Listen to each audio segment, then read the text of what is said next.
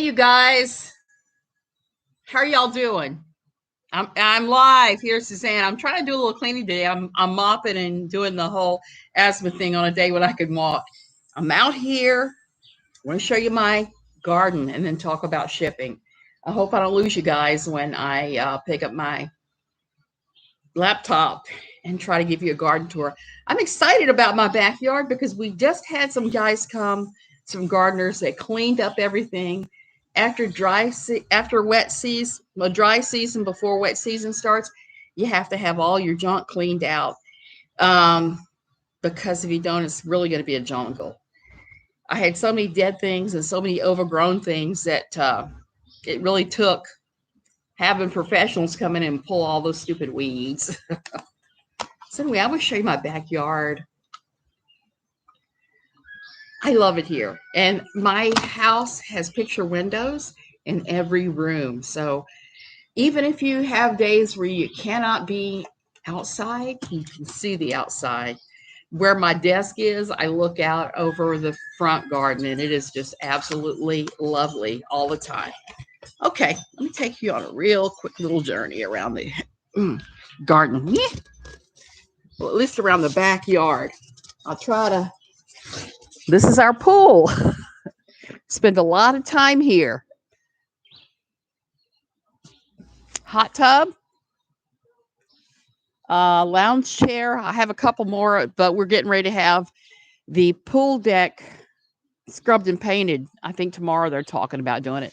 So I hope you can see all that. That's where we spend a lot of time in the backyard. Now we spend a lot of time in the front yard too, but not quite as much. And here's my huge unclean deck where I've got everything kind of hither and yon because the guys who were doing the cleaning kind of messed it up. Somebody fell on my table of orchids. Fell on it. I could not believe that and squashed them all.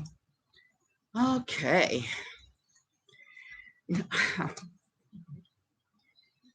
It is pretty. That's one of the reasons we bought this house. We driving through this neighborhood with a realtor. We weren't impressed. Said, look at all the junk. Look at all the overgrown this. Look at that. The gates opened and we saw the house in the distance and the beautiful fruit trees and everything else and said, this is the one. Now, we had to put in that pool and hot tub when we first got here. There was no pool, no hot tub. That was all just grass behind us, a big grassy yard. But the good news is it was big enough to put in a pool. My husband wanted a huge size pool like that. We went ahead and put a big one in. Let's see if I move over now. You might be able to see a little bit of more if it will. No, it doesn't look. It's not really showing that. So anyway, the pool's back there. I want to talk a little bit about a couple things. Real quick, if you haven't seen Erin, EKC People Suck, her video from last night, go catch it. She pretty much debunks a lot of the crap that her mutual friend has been saying lately. I've been doing a little research myself on when COVID hit where she lives, and it was not quite as early as she has said. So there's that. So anyway, I don't want to have to talk about her. Not when I'm here. It's beautiful. I've got birds of paradise and an orange tree and strangler figs and just about everything you can think of. This tree back here in the center, off to my right, that one is the starfruit tree, and it's continual all year round. We get starfruit from that. So that's pretty cool. I wanted to talk about the hardest subject of all. Anybody coming to Costa Rica, bring in your stuff here. That seems to be the bugaboo that it bites everybody in the ass, except for a handful of people. I don't want to talk about those handful of people. I also want to talk about my own experiences with it too, because I've had the good, the bad, and the ugly, just like about everybody else. The first time we came to Tamarindo and looked at property, I asked the realtor, I said, what do you recommend for bringing your stuff here? And he said, I recommend you don't bring your stuff here. You show up with your suitcases and you live your life, you buy what you need. There is a lot of hard truth there. At the time, I was outraged because I had my lifelong Staffordshire porcelain collection. I had all kinds of stuff. I had all kinds of antiques. There's something to be said for that exact train of thought. I didn't do that, and I didn't do it exactly right. I do know people that have loaded from 10 to 20 large cartons and sent them on the plane with them. And the airline was charging them about $100 a carton. At the time, I said, that's crazy. But now looking back, I'm like, maybe for your better things, that wouldn't be so crazy. The first, I did 2 shipments to Costa Rica. The first one I did went really well. I talked to the agency. I told them I was shipping about 2 pallets, 45 boxes, 46 boxes, something like that. And they said, okay. And I did it like I did the last time I moved overseas. You write your shipping list of what's in every box. You print it out, you paste it right on the side of the box, you number your boxes, you present the shipper with an inventory sheet. When they showed up, they said, oh, you've done this before. Everything's done exactly right. And it's like, yes, this is not my first rodeo in this thing. So that one went well, except for one thing. When my things got here, they held them 5 months while I was negotiating with the Ministry de Salud about something that was in my shipping. It was the extra hoses and masks and filters for my VPAP machine. They didn't want to let me have it. Said, you've got a VPAP machine here and you haven't registered with us? So in order to get my stuff, I had to pay a $500 registry fee with the Ministry de Salud, and then they let everything go through. The actual taxes, the aduana wasn't that much on the stuff that I brought. I got hit with a bunch of little dumb fees, but there's no way around that. Now, I have a friend that shipped everything, and they got one of the big major movers like Allied Van Lines or Mayflower or whatever to come in and pack everything. Mayflower, I'm just using that company name because I don't know which one they used, but they used a major shipper. Came in, they packed everything. They did everything. My friends just signed and paid. And when she told me it was like $11,000, I was like, I'm coming. Oh no, I would never pay $11,000 shipping. Yeah, they'll do anything to charge you more money. So here's the thing. Her things got here in 8 weeks. They immediately cleared shipping. Aduana. Nothing got hung up. She didn't pay anything else. Everything got to her house and everything was in good shape. And I thought at the time, that's the most foolish thing I've ever heard of. Well, with my 5-month shipping, even when it arrived, I was missing a few things. I was missing a turquoise blue swing line stapler and a huge pile of linen kitchen towels from those calendars, those calendars that I had them for years, going back to 1976. I had all of them. They were gone. So there's just no telling where they went even. But everybody here tells me that Tico's in the shipping will lift your stuff. And it's not even important stuff. They'll just lift random stuff. That's what I've been told. I don't know. Anyway, so long story short, I got my things. I was happy. Then we sold our house. And we had a garage with a storage room over it. The storage room was cram-packed with everything we owned that we wanted to keep because we'd rented our house out for almost 2 years at that point and had nothing but problems with the renter. Someone's kitchen has my towels. You are exactly right. They sure do. I guess I'm going to have to look at it as bless them, let them have my towels. The second time, I showed up to ship my shit. And it was obvious it was going to take more time than I had left on my trip. So basically, I started talking to my realtor, and he said, oh, don't worry about it. I'll hire a crew of guys to come load the container, because this time we decided to get an entire container since we had so much stuff to ship. So I said, okay, are you sure? Are you sure? I went through my storage unit. I labeled everything with color coded those little post-it notes. I love them. But I used color-coded ones. I had some my kids were going to pick up that was their stuff. I had some that need to go to the trash, need to go to the town dump. I had others that needed to go to Goodwill. So I had everything color-coded and marked. He ignored that. He had his crew load everything into the container, including the trash. So I've told the company that's shipping the container and said, well, it will be X amount of pieces because I had already counted. When it got here, it was 3 times the pieces I had told them. And I saw what had happened and freaked out. Well, a bad thing happened right around the time it arrived, and I was talking to the aduana folks and to the shipping company. I had a stroke.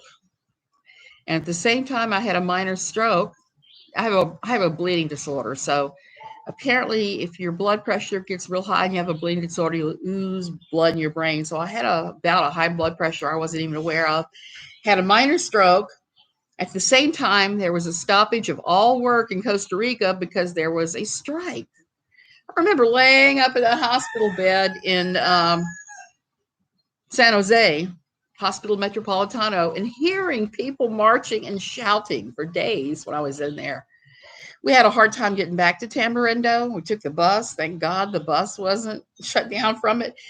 But it really seriously shut down the country, a lot of functions of the country for quite some time. So by the time things are back to normal and I started talking to aduana again and to the shipping people, 30 days had passed. I didn't realize that they did not tell me that if you don't file your form saying, this is why I have X amount of pieces instead of the other number. If you don't do that in the first 30 days, there's no mercy. They take your shit. So they told us that in November, 2 months later, after I was going back and forth there, what's the deal? What's the deal? What's the deal? So I went down to San Jose and we sorted our crap. We went through there with markers. We marked everything we wanted as Saleh, save. And guess what happened? When they brought everything here, the ones we had marked, they did not bring the things we marked. About half of what they brought was stuff we'd marked that we wanted. The other half was just junk. They brought stuff that I had no intention of having, that was like one of them was a bag of garbage. So we didn't get very much of our stuff that we wanted saved. My wedding dress, my mother's wedding dress, my grandmother and great grandmother's wedding dresses, trashed. So they seized our crap and we lost a lot of stuff. Now I was red hot and crying and in serious grief about this for a long time. But 2 or 3 months later, I realized something. Things are things. You can always replace things. I'm happy not to have so many things now. It's actually freeing to have far less things in a way that I never dreamed it was. Aaron, it was sad, but I got over it. I'm over it now. I'm sorry that my husband's baseball card collection that he had since the time he was a kid was destroyed and that we didn't get any of our books. All those things, they're heartbreaking, but at the same time, it was nice not to have them. I didn't realize how incredibly into my things I was. And so that was my story. Now, I've heard stories like mine all over the place from everybody that comes here. I had one lady that held her stuff at Limon at the port there for over a year, and rats got into her container and they ate everything. I've heard people have shipping problems where things were taken away from them. They were told, oh, you can't bring that in here when it was perfectly allowed thing. So a lot of it, it's a crapshoot. It's a very corrupt system here. And you have to know that. At one point, we were asked for a bribe, a pretty large one. And they'd come up with this scheme that was illegal for us to get our stuff. And we thought about it. We talked about it. We kind of said, well, no, we're not doing that. And I know others have gone through that. So I guess what I'm saying is be aware of all that. And you're definitely better off spending the money up front because, as I was telling somebody, we ended up paying almost exactly what my friends paid up front for the aduana, for the all the other fees and things. By the time it was done, it would have been the same. If we'd have paid up front and just had them pack everything for us, it would have worked out. But as they say, you live and you learn. You live and you learn, and you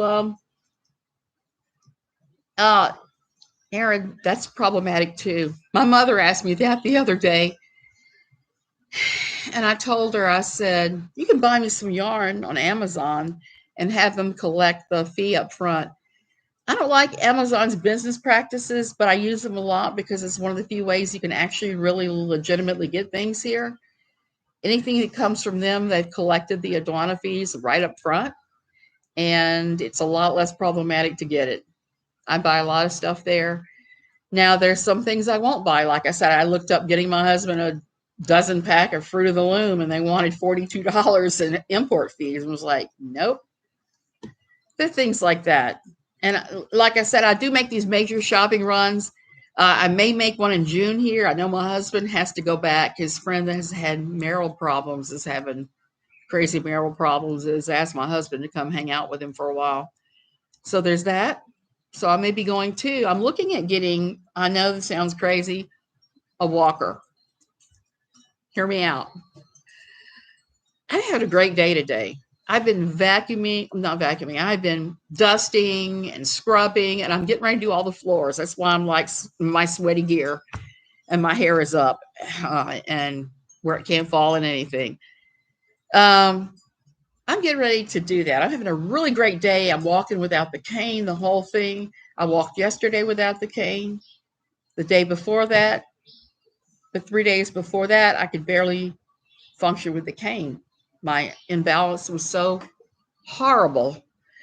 So, one of the things I can do easily is I can hang on to a shopping cart like this. I can walk all day holding on to a shopping cart. There's something about the act of holding on to this wheeled thing that makes walking not a problem.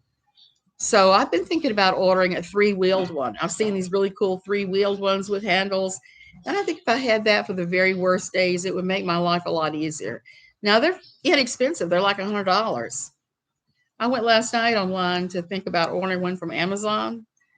The taxes and the import fees, the aduana, $190 on a $99 object. So that's one of those things that I will pick up stateside and bring back, and they won't stop me. I'll just reel my ass onto the plane. And it would be very helpful to have the airport because the last time we flew, I had them cart me around in a wheelchair, which is kind of weird in itself. So this way, I could easily walk it again. I miss walking. So that's really the thing is, wow, Aaron, I'm going to have to call Blue Cross and see what they'll do. I don't know how much they'll pay for me to have one. My cane, I didn't pay anything for. I had a very close friend here. We're keeping his car. He made it for me as a gift, and I've been using it. It's wonderful. It's a carved wooden one, but it's bowed. And he made my husband one. So those have really been nice, but I'm going to have to check with them. Maybe they'll pick up the price of that. But it would certainly make walking a lot easier. Do you like yours, Aaron? It makes it, I think it would make a difference because the cane isn't cutting it on the worst days. And a couple times I've been in Tamarindo and had Ticos laugh and say, look at that woman, she's drunk.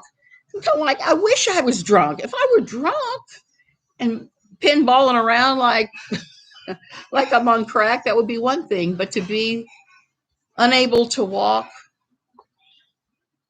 well without some kind of assistive device. Wait a minute. I am hearing plates rattling in there. Is my husband about to do dishes?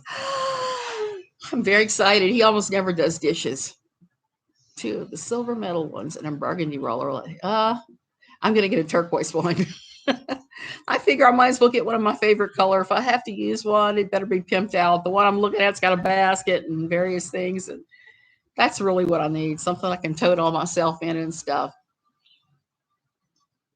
See, that's the thing, Aaron. I don't think I would need it that much, but I think on those really bad days, it would make a huge difference.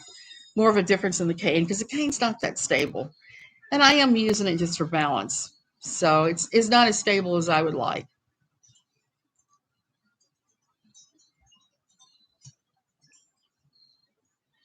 Yeah, that's what I think. Maybe I get my doctor here to write a prescription for it. I'm sure she would.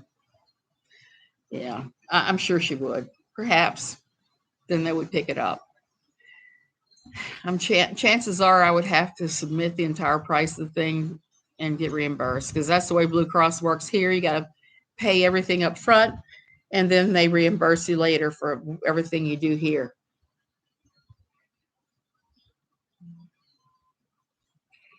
I bet you did, Aaron. I bet you did. And I also haven't looked around here for it. I may be able to find it here. I'm going to have to, the next time I'm in San Jose, what I'll do is I will look up a medical supply store and I'll go in there and see what they got. And if it's halfway reasonable, I'll just buy it here. Because that was the thing I was going to say. If you're bringing stuff with you here, like example would be televisions. We brought one television. I grabbed a little flat screen that my daughter was getting ready to throw away because she said it was too small for her bedroom. We brought that with us here. Prices of that stuff, it's comparable here. So don't even, if you're not having the brand newest thing or something that's relatively new, don't bring that crap. Just give it to Goodwill. Um, and one thing I would say that is kind of crazy is bring all your plastics.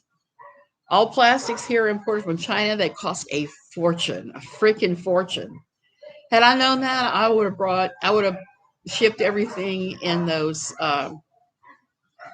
Rubbermaid crates rather than cardboard boxes because getting those here can be expensive and pricey too. And I love to organize using those. That's one of the few things.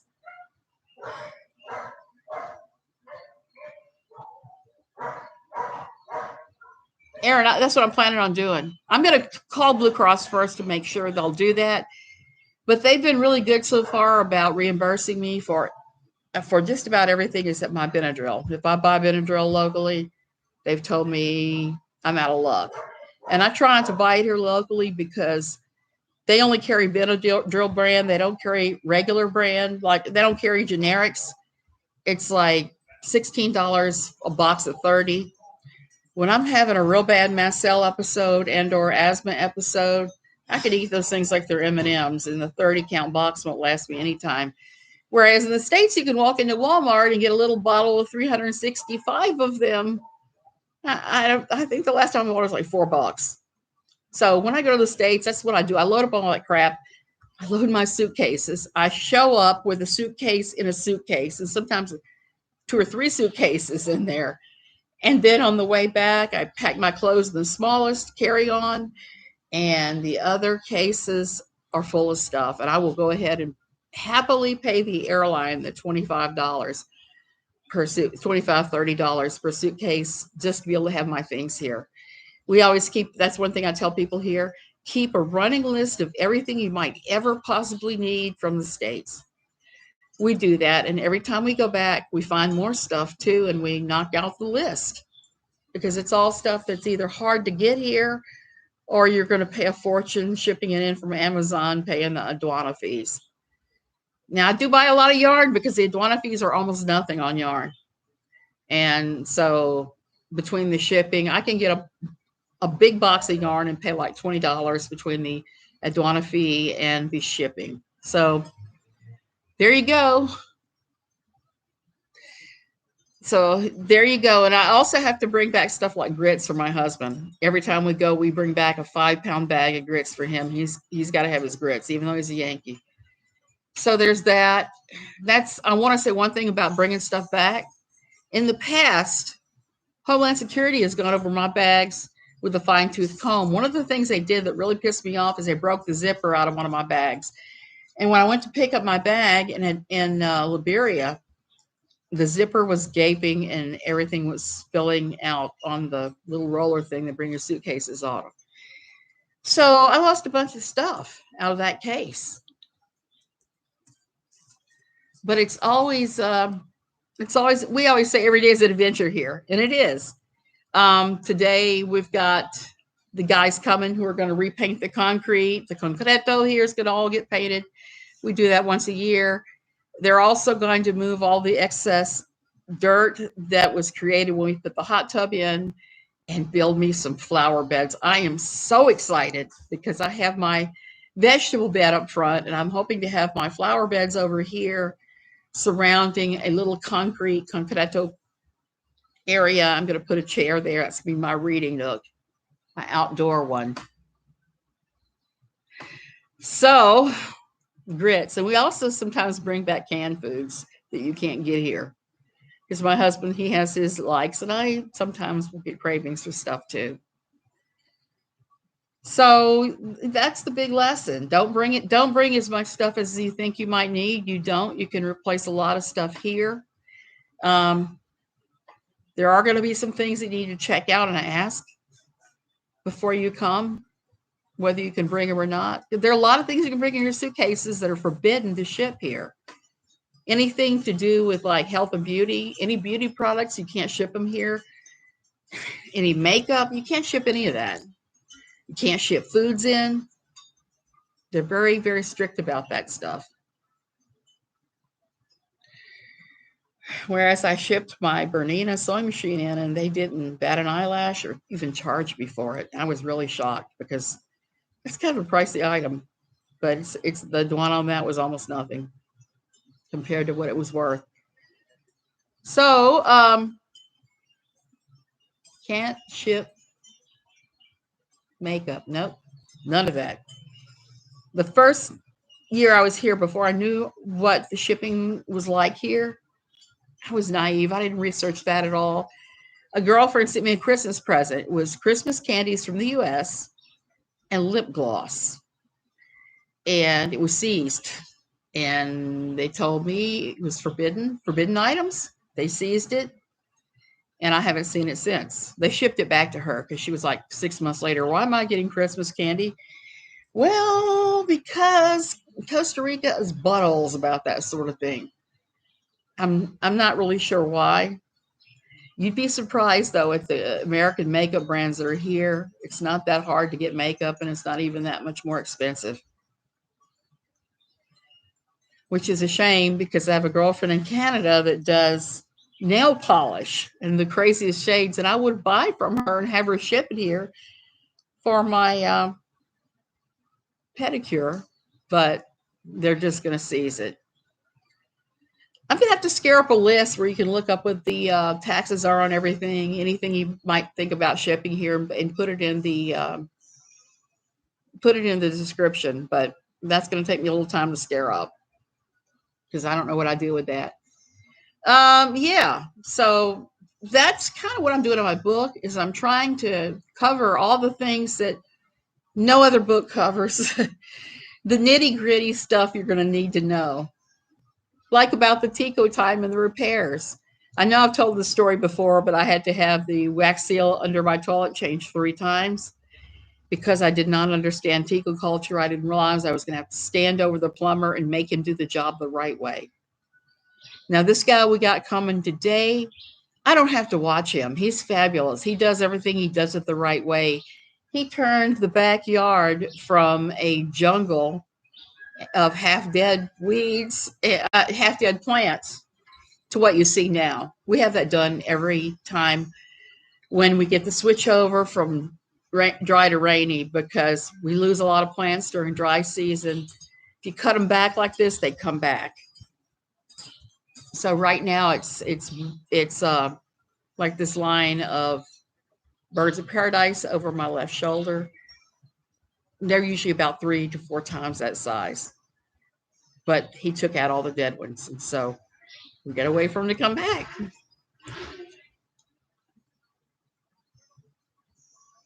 You need to list contractors in your book. Here's the thing, Aaron. I'm going to do that, but here's the thing. I live in Tamarindo. I live on the Gold Coast. More gringos here than you can shake a stick at. Largest gringo population in the entire country is right along here, the Gold Coast.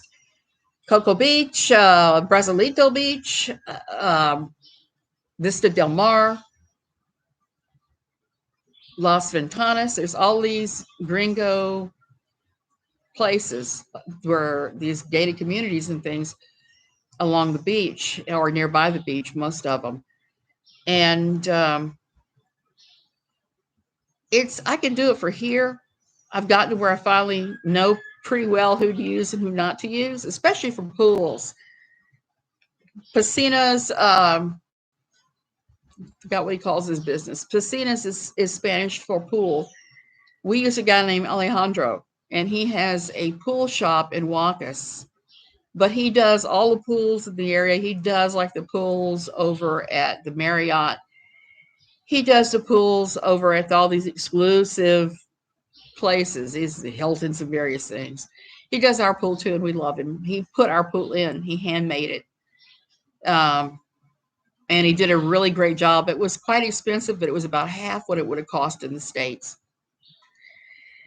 So that's the other thing. I always tell people, if you're looking for a good contractor here, talk to your friends first. The ones that have been here a while will have probably figured it out. And like I said, with the contractors and everything else, most people that go home from here, most gringos go home at the 2-year mark. I don't know why 2 years exactly, but what has happened is they can't adjust themselves to the culture, the fact that this is a very slow pace of life here. It just is. Nothing happens rapidly. And once you kind of adjust yourself to that, it's good. But when important things need to happen rapidly, they will. That's the other thing that I learned here. And I want to just state again, if you're thinking about coming here and you don't have income, but you have some savings, the banks here pay anywhere from 7 to 10% on CDs, unlike the States, and put it in your bank account every month. I know lots of people that are here that are living off the interest off their money. We're doing it ourselves. We're living off my husband's retirement and interest income. And it's made a huge difference. Cost of living is a lot lower here. Now, if you're really looking for a cheaper place, you'd have to live at some place like where we were, Cope de Dota. You can rent a house there for $150 a month easily. Here, the same house would run you probably $600 or $700 a month. Most really nice places that gringos stay at run a good $2,000 a month. That's why we ended up buying. We knew we didn't want to be in a gated community, but we knew we wanted someplace very safe and secure, and someplace not too far from town, not too far from the beach. So we're in a mile and a half from Playa Grande, probably 7 minutes from Tamarindo. Now you see behind me, over my left shoulders, just how tall our walls are here. That is our security walls. We've got motion detectors, we got burglar alarms. All that is necesito here, whether you like it or not, because there's a lot of silly petty theft. And most people get hit with that at least once or twice here. I got hit once. And like I said, I learned pretty quickly that stuff is stuff and it doesn't matter in the long run. So there's that. And I got a bigger, fancier wedding ring after my original one got stolen, got taken by a painter. So that's it. I'm just kind of rambling today, and I will share up those links about shipping and everything else. Aaron, for me, it is the perfect place.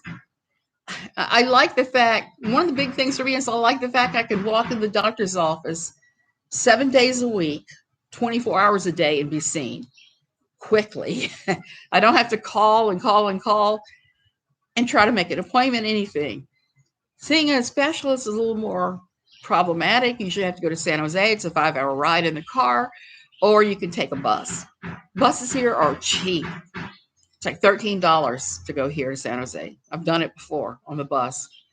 But usually I try to drive because I try to go shopping because San Jose has everything you can get in the States. They have it in San Jose. It just is not here. There are a lot of gringos that live in San Jose, Escazú. There's a lot of them there, which is a nice neighborhood there. Santa Ana has a lot of them. There are just a lot of people there. My husband did interview for a job teaching English in San Jose before we got over here, and he did not get it. But there are all kinds of, like I said, any kind of climate you need is here, from mountain all the way down to the ocean. I'm an ocean girl, and I know that I do better in ocean air and that salty ocean air than I do up in the mountains. But you can go up in the mountains. Like I said, we go to Arnold on a regular basis. It's about a 2.5, 3 hour ride from here. We sometimes go to San Jose. There's Jaco. Always fun to go there and watch all the crocodiles. There's practically everything you could think of. The only place I haven't been yet that I'm dying to go is Limon. It's on the Caribbean side. It's supposed to be an artistic community, lots of artists. It rains every single day there, so I'm not sure I could handle living there, but it might be fun to go and visit. Once COVID really, really lifts, I'm going to do a little traveling. Yeah. And the nice thing about it, Aaron, I got a picture window looking out my kitchen, a window that stretches the length of my kitchen, which my kitchen's pretty large. And so anytime I'm in the kitchen working, I'm looking out at the pool and all the different things. Just like when I'm on my computer in my bedroom, I'm looking out at the front yard, which is a little more formal. And I'm getting ready to do some big changes there too. I'm getting ready to put in a large flower garden. They're going to put in a garden for me to plant corn in. I have American corn. I smuggled it back. And all of that is it. If you can adjust, and it is a culture shock. If you can adjust to the culture shock of being in a slower place, it's an awesome place to be. It really is. Yeah, everything that happens in the States, the shootings and all of that, you don't have that here. There's very little violence whatsoever, very little violent crime compared to a lot of places. There's, like I said, just a lot of petty thievery. You have to just watch out for that. Okay, I'm going to go ahead and go because I can barely speak. I need to get something to drink, and I need to get back there and mop while I can still walk. No, Aaron, I'm happy to answer anybody's questions about living here. That's one of the reasons why I started. I have friends that are coming starting in June, and that's what I'm going to do. I'm going to help them move here. Because here's the other thing that a lot of books don't tell you. Unless you have somebody already living here who's going to vouch for you, you're not going to be able to get a bank account where you can transfer funds in.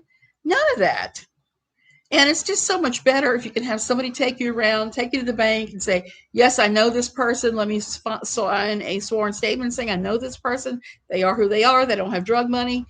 It's just a little easier. It just, instead of having to do it the hard way. We did it the easy way because Jim came to teach for 4 months at a English school in Copa. It's a small, tiny little community. And our landlord vouched for us. She wrote the letter for us that we were able to. And they make you scare up all kinds of documents, like 3 years worth of bank statements, 3 years worth of income tax forms. Oh, they're going to make you scare up a lot of stuff in order to do things. You can't do anything here without without proving who you are and that you're not a drug runner. That's one of the things. It's so silly. Hey, Cindy Sue. So if you're not a drug runner, most of us coming here aren't. And it's funny about Costa Rican drugs because one of the things is pot is illegal here. Marijuana is very illegal, but it's out in the open. Everybody does it. Like I said, when I need my edibles for my asthma, because I had medical marijuana in the States, I got to go to the Thursday night market and buy it from the older lady who has edibles, and it's openly advertised that she has edibles. The police turn a blind eye to it. I'm not really sure why, but they do. They're just after the cocaine people. And cocaine is everywhere here too. It's not easy to walk down the beach or through town without somebody offering you coke. And I just don't have that kind of appetite for that stuff. So I don't use it. And even with the medical marijuana, I use it in such minor doses. I just don't like being high. I don't know what it is about it that doesn't appeal to me anymore, but it just does not. I barely even drink anymore. So, oh wow. I went a few more minutes longer than I thought. Okay, I had better go. I've got a million things to do. Like I said, I'm trying to do what I can on the days that I'm well. You guys have a great day.